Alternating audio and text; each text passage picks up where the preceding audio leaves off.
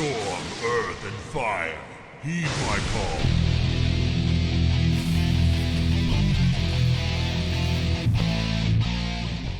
What's up everyone, my name is Waves and today I got another Mythic Plus commentary for you guys. We got a 17 Mists key right here that we played yesterday on stream. In this key, I know it's a fortified week, but I still played Elemental Assault instead of Hailstorm. However, I will be playing more keys this week, so hopefully we will test out Hailstorm as well, so I can show you that as well. I got some more games recorded from, or keys rather, from last week when it was still tyrannical. So if you're interested in seeing some of the keys that I played last week, tell me in the comments below so I can make videos about them as well, even though it's not the current week anymore. But maybe you guys want to see me playing tyrannical keys as well. I think I got some 17s or 16s. And yeah, with that being said, let's just hop right into the key and see how we did. As I said, we played this on stream, so sometimes I was a tiny bit distracted from reading chat and stuff like that. Like for example right here, they just started the key without me being ready, which is why I didn't pre-use my Feral Spirits. If you didn't know this, you can use your Feral Spirits before the key gets activated and gain some Maelstrom weapon stacks before the key actually starts, and it will reset your cooldown of Feral Spirits, which is really nice. So right here we start the key, and we do a rather big pull in the beginning, even though it's fortified. So we play this pack and the next pack, and right here I get asked very often, like, what do I want to do in my Doomwinds window when I'm doing AoE damage. And in this pack, since it's bursting, I really want to get the villager down, since the villager has way more HP than all of the other targets, which is why I don't really focus on doing the most AoE damage, especially since we have a mage in the group. He does the AoE damage anyways, so I just want to get the maximum damage onto the villager while cleaving on all to the smaller targets. Which is why right here you can obviously see the cooldowns that I'm using over here, or the globals rather, over my player frame here. So I use a Crash Lightning right here before I use my cooldowns, and that is just to have the Crash Lightning buff up, you know? So that my wind strikes, if I enter Ascendance, will actually cleave all of the targets that are in melee range of me. So I press a Crash Lightning, I pop my Wolves, I drop down my Doomwinds, and then I hop into Ascendance. And right as I enter Ascendance, I can right away just start spamming Wind Strikes onto the villager, which will all cleave onto the targets next to them, and just start pumping damage basically, which is what I'm doing right here. And you can see, obviously, I'm not doing that much damage on the whole group in general, but as you can see, the villager actually takes a lot of damage, even though he has much more health than all of the other targets. And by that, we cleave down the pack, and everything pretty much dies at the same time. Not exactly, obviously, we want to stagger it a bit so that the bursting doesn't kill us, but we played the pack really clean, and that's all that we were aiming for.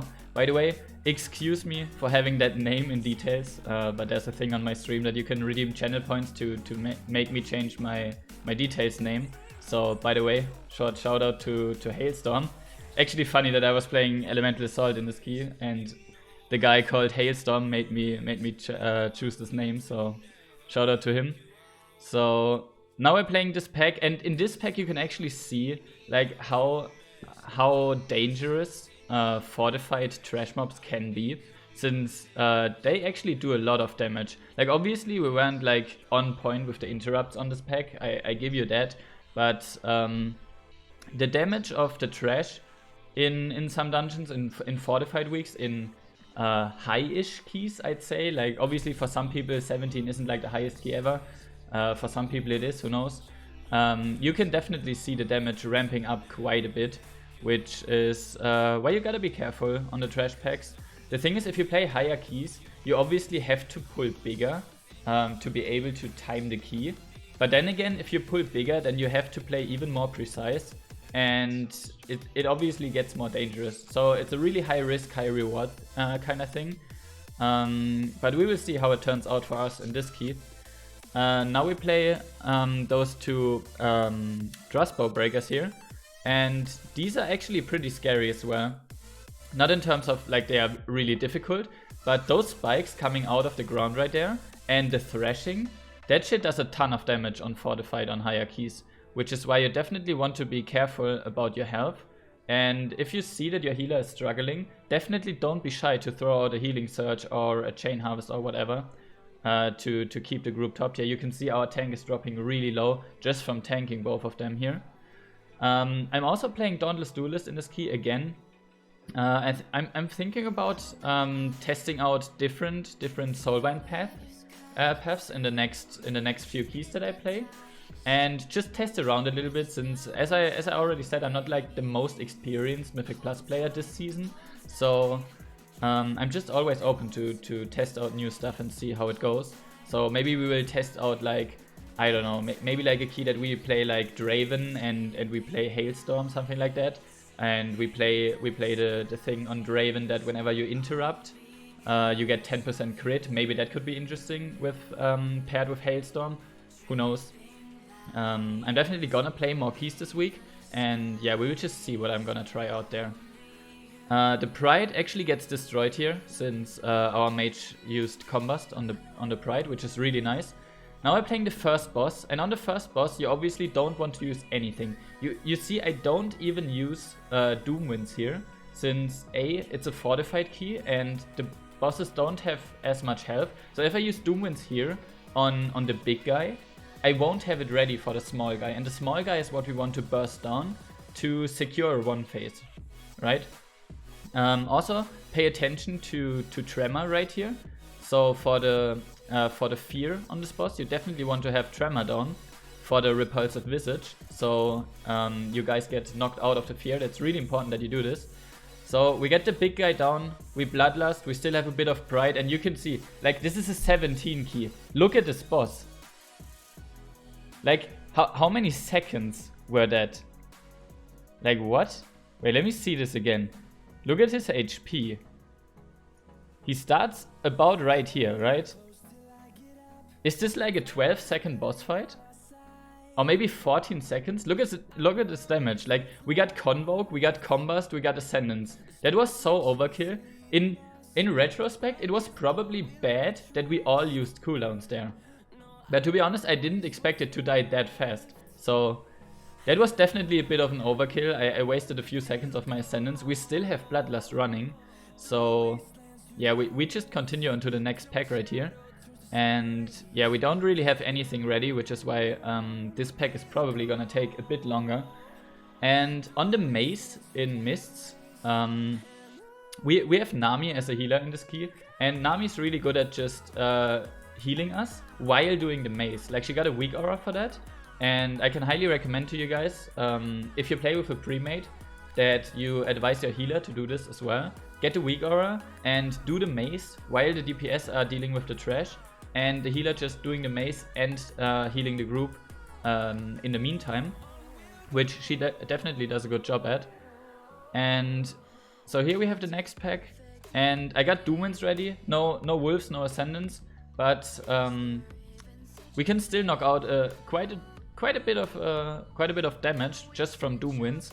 I can only repeat myself how strong Doom Winds is, especially in a Mythic Plus environment, since on a 1 minute cooldown, having that much burst, not only single target but also AoE, is just insane.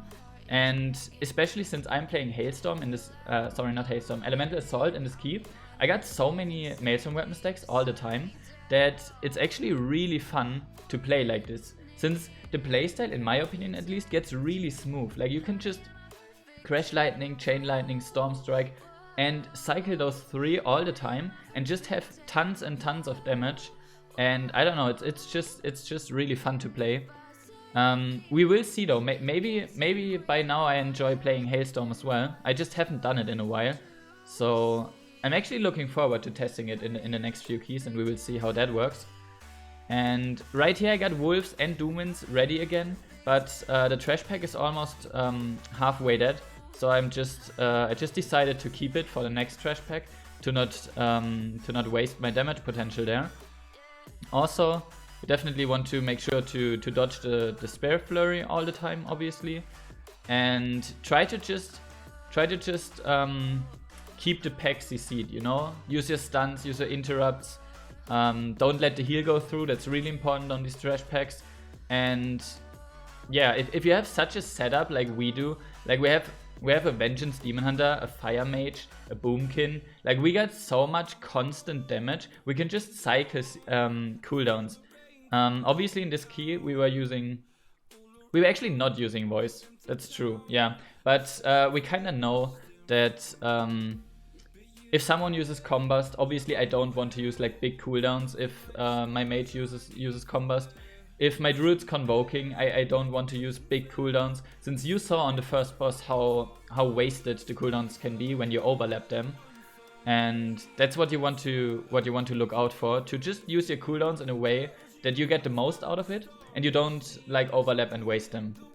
And as you can see, the Prides are just melting away in this group. Like, the Prides are no danger whatsoever. And by that we just continue onwards through the maze. Right here we got this Night Blossom, which is just a single target thing, which is kinda annoying, but that's just how it is sometimes. And I decide to use Doomwinds here. I don't want to waste my Ascendance here. I could have Ascended, since nobody was really using cooldowns, onto this Night Blossom. So I think I would have gotten the whole Ascendance into the Night Blossom, which could have been worth. But I figured that it might have been better to save it for the next pack, which is what I'm actually doing right here. Yeah, so he dies right here, and we continue to the next room. Obviously, as I already mentioned, Nami already figured out which way we had to go, and so we move into the next room. And I don't really have Doomwinds ready here, so which is the reason for not using Ascendance right now. Since, as I said in earlier keys before, if you don't have Doomwinds, you don't use Wolves and you don't use Ascendance, right? You always want to pair those with Doomwinds. That's really important that you do this.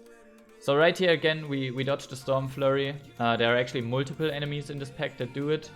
And you can see the Demon Hunter is kiting quite a bit, which you won't get around kiting in this current season. Like, there's just so much kiting going on. Like, the higher the keys get, the more kiting your tanks will have to do. And I gotta say, from a melee standpoint, it's actually kind of annoying sometimes, but you know, that's just how it is right now. So definitely get used to that. Get used to cleaving while moving with the trash pack.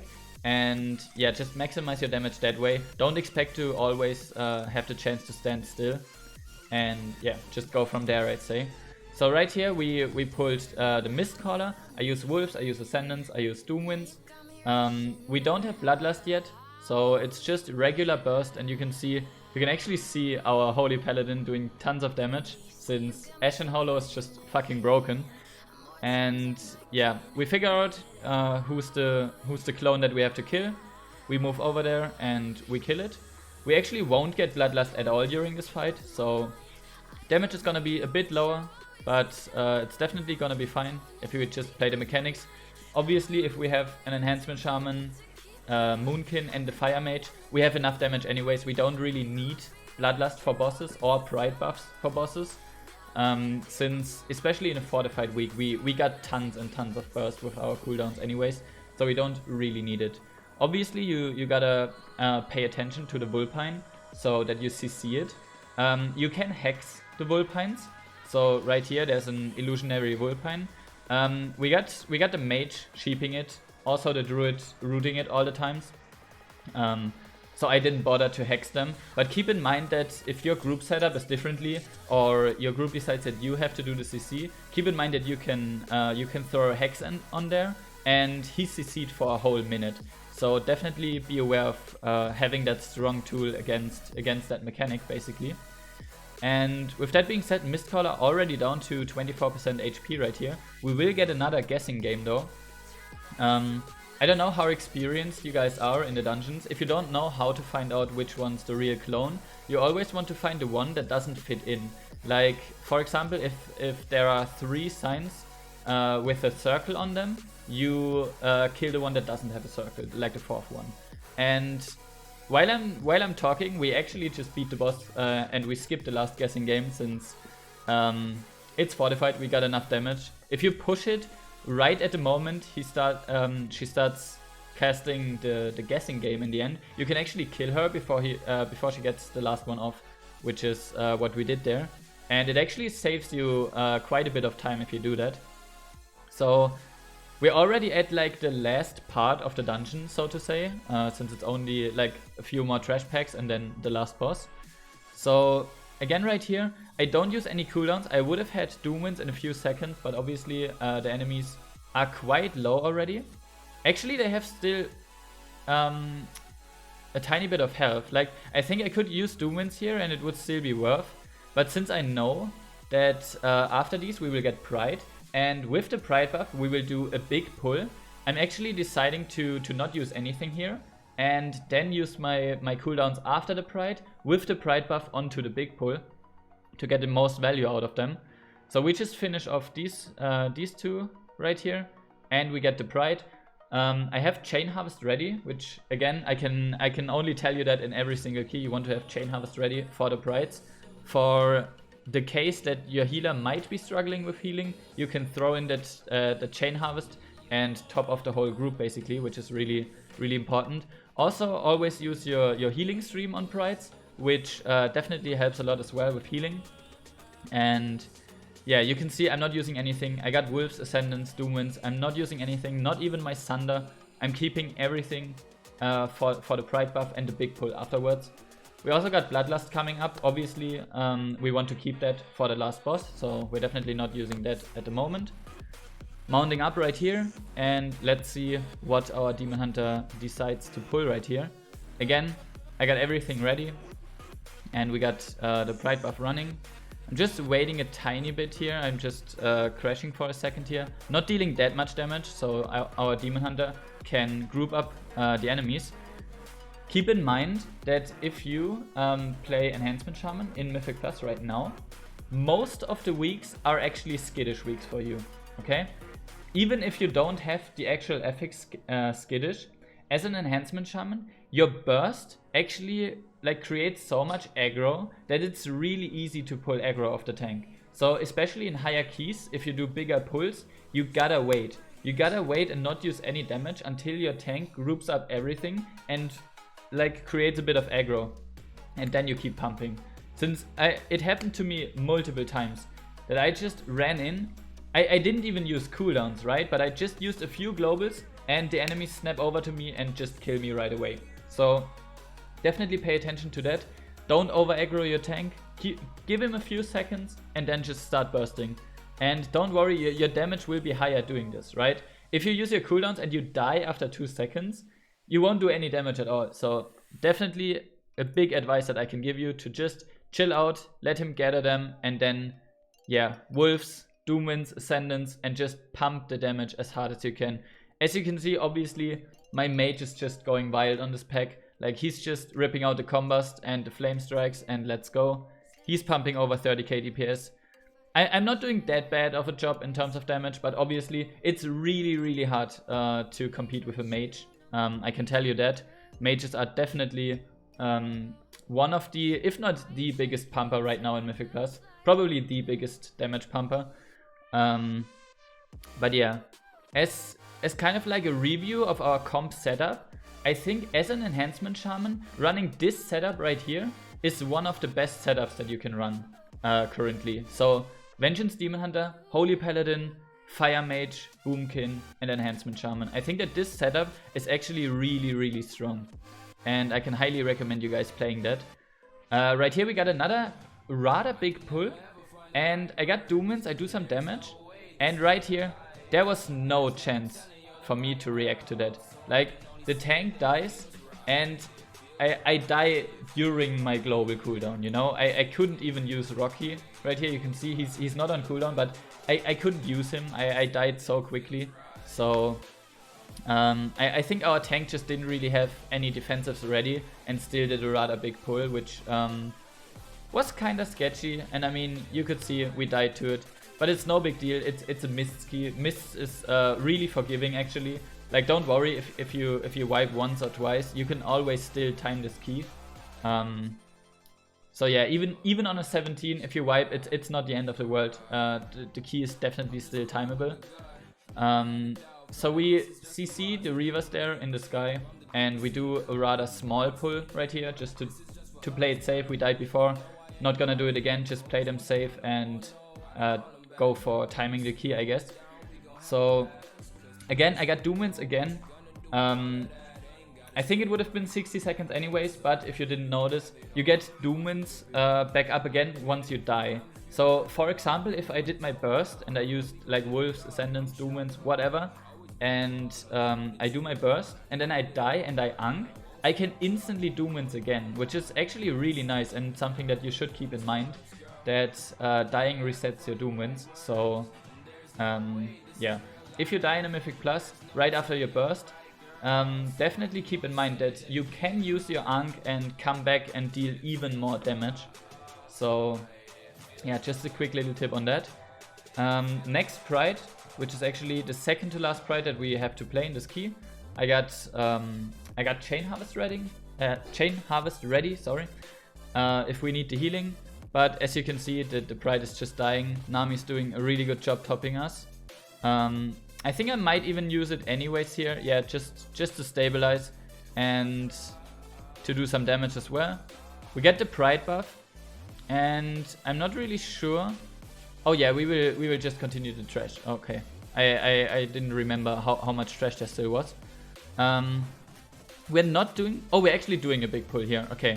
Yeah, we're pulling both of the groups together since we got Prideful, we got cooldowns as well. I'm not using Ascendance here since it wouldn't have been ready for the last boss if I did, which is why I only used Wolves and Doom Winds right here.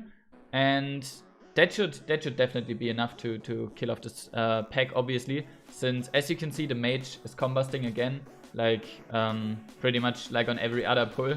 So no need for Ascendance in this one.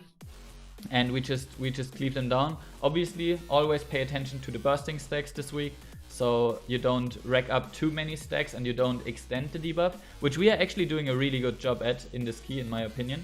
Like, we played it pretty smooth, and we're at 92% trash, 11.5 minutes left, so everything looks pretty good. We're just gonna move to the right here from the boss room, and we're gonna play the last pack, get the Pride buff. We also got Bloodlust ready. And then we're just gonna pop everything on the boss and just destroy the last boss, which is the plan right now. So I'm gonna use Doom Winds here, and you may think that this could be not worth to use Doom Winds right now, since I won't have it ready for the boss. But we will get a Pride, which will definitely take long enough for me to have Doom Winds back up for the last boss. And the Wolves and my Doom Winds actually line up perfectly again. So I should use Doom Winds, yeah, right here I use it. And in 1 minute I will have everything ready for the final boss. Obviously we're still finishing off the 2 trash mobs right here, doing the Pride, and then with Pride, with Bloodlust and every single cooldown we will demolish the last boss. This is actually one of the most fun things for me playing keys. It's just planning out your cooldown usage in your head and knowing exactly what's about to happen. Like, you know, okay, there will be a Pride and there will be a boss afterwards that I have to destroy. So I plan my cooldowns like this. I know exactly when I will have everything ready, which buffs I will have, which cooldowns I will have, and then you go ham. And if that works out, that's a really nice feeling. And that's what I like about Mythic Plus, is actually like managing my cooldowns and stuff like that. That's, in my opinion, really nice. So right here, also kind of interesting, our tank died right here. You can see we still got 3 Reavers, one just died. Now we got 1 Reaver left, and the tank dies right here, and we spawn the Pride. So next global, obviously we want to use Rocky. He's out right as I'm about to get aggro from the Reaver, and I'm at 35% HP, and I got 2 bursting stacks. If my next global wouldn't have been the Earth Elemental, I would have died from the Reaver, the next global. And that would have been really bad. I mean, I could have anked, so it wouldn't be the end of the world. But yeah, instantly press your Earth Ally if your tank dies, right? So I get the Earth Ally off and he taunts instantly. So the Reaver actually attacks my Earth Elemental instead of me, which is really nice. And that buys us enough time to get the res onto the tank. As you can see right here, we get him rest. He comes back to life and he gets aggro on the Pride, which is really important since I couldn't have tanked a Pride in this situation. and I don't think that my Earth Elemental would have lived for that long against a prideful ad as well. So definitely handled the situation pretty well there, and now it's just taking it slow, playing the pride. We got everything ready, as I mentioned multiple times before. We got 9.5 minutes on the clock, which is awesome, and we will definitely time this key. It's just a question, how fast can we be? Like, obviously we could still wipe on the last boss and deplete it, but yeah, I can tell you guys that we didn't deplete the key anymore.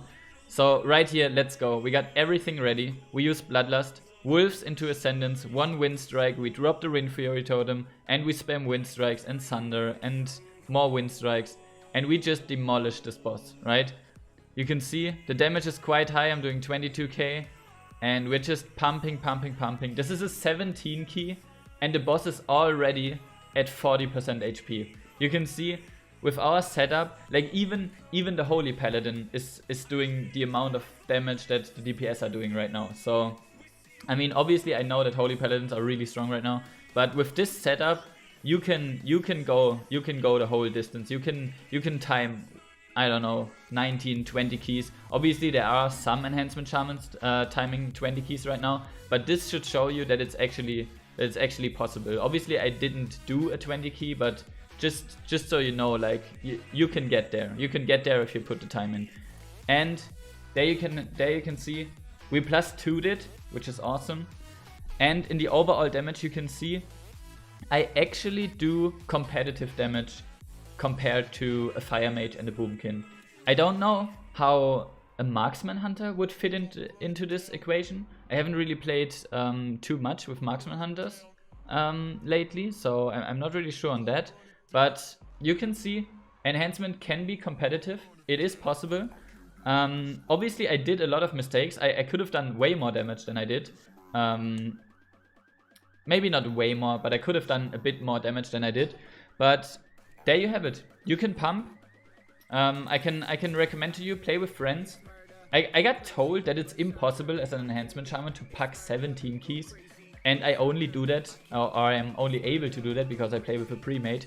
And I only have 2 things to say to that. First of all, your statement is false, and second of all, I mean, I'm happy that I have a group to play with, right? And I can only encourage all of you guys, if you have the possibility to play with friends and guildmates and people that you like playing with, do so. Your performance will be better, you will have way more fun playing the game like this, and yeah, your experience all around will just be a better one. So definitely go for that. And with that being said, I'm trying to do a Mythic Plus commentary for every single dungeon. I've got that recommended by a few of you viewers watching, which I appreciate you guys giving me feedback. And yeah, I just have to see whenever I get around to playing like different keys, and then I try to do a Mythic Plus commentary on all of them, give you guys some insight onto into the dungeon, into my gameplay, into what to do as an Enhancement Shaman and how to optimize your damage a tiny bit. And yeah, with that being said, again, leave me some feedback, and I hope you enjoyed watching. Maybe you got something out of it. And with that being said, take care and stay healthy, and I will see you guys in the next video. Peace.